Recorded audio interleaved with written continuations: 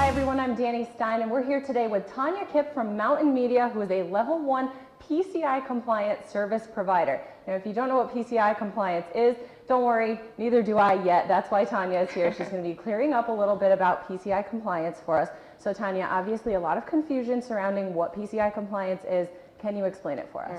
Well, PCI stands for the payment card industry, and so when we talk about PCI compliance, we're talking about the payment card industry's data security standards, also known as the PCI DSS. And I'll apologize in advance, there are a lot of acronyms in this space, so I'll try to explain them as best I can.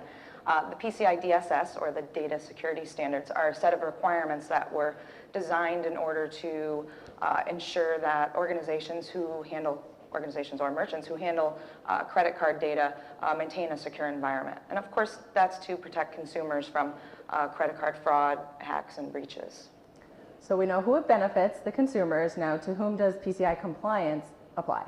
Okay, well, PCI compliance applies to any merchant or organization who accept, transmit, or store credit card data. So it doesn't matter the volume of transactions that they perform on a regular basis, nor which method they utilize for accepting a credit card, whether it's in a physical store location or online, for example, or telephone. PCI applies to all.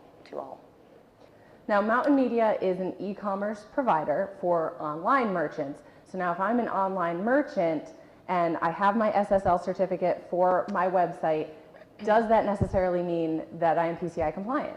It does not, and there's a lot of confusion there. Well, an online merchant, of course, wants to have an SSL certificate for their website, which is a secure socket layer.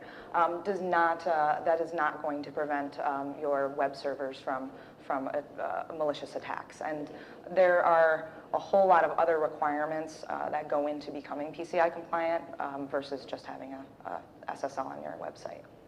So I am this online merchant. I have a third-party service provider like Mountain Media who is PCI compliant. Why then do I have to be PCI compliant?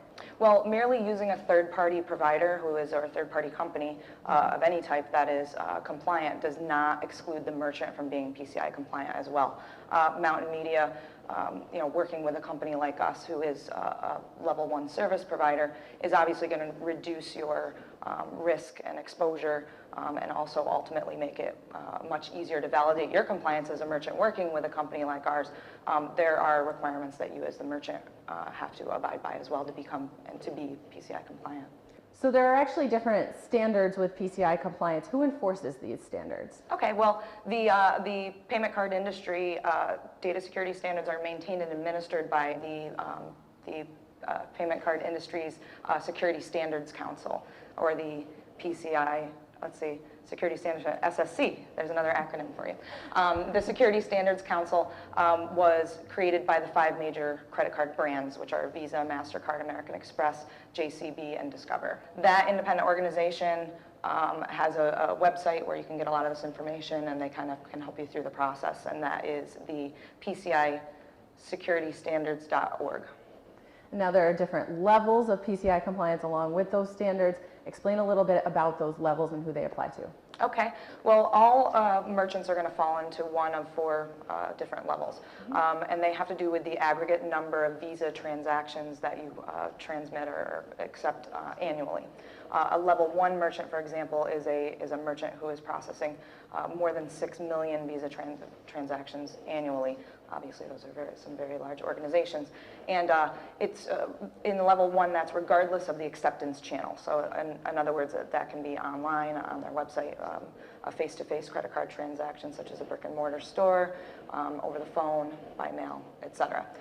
Level 2, similarly to level 1, applies to no matter what the acceptance channel, and that is for 1 million to 6 million credit card transactions annually.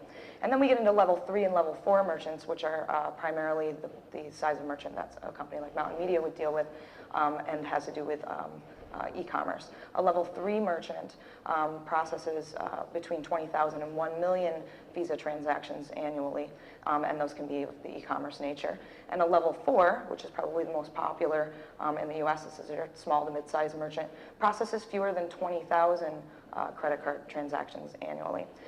When it comes to those levels 1 through 4, it's important to mention that the validation of compliance process is different. So a level 1 and a level 2 merchant are required to have an on-site audit, and there needs to be submission of a report of compliance, which is also known as a ROC, an ROC. So they have to submit a ROC and actually have an independent auditor come out and audit their site. Similarly to what a company like Mountain Media has to have as a service level provider who's trying to become compliant. And then level 3 and level 4 merchants are able to complete what's called an SAQ, or a self-assessment questionnaire. And a self-assessment questionnaire means that you are performing your compliance in-house, and that you are also attesting to the fact that you are within compliance in-house. And so that's called the SAQ, or self-assessment questionnaire, and hopefully we can talk about that a little bit more in depth in the future. Okay, so Tanya Kipp of Mountain Media here today explaining a little bit more about PCI compliance. Tanya, it sounds like there's still a lot left to explain about the different levels of compliance, so we'd be happy to have you back for another video segment very soon. Great, I'd love to. All right, thanks everyone.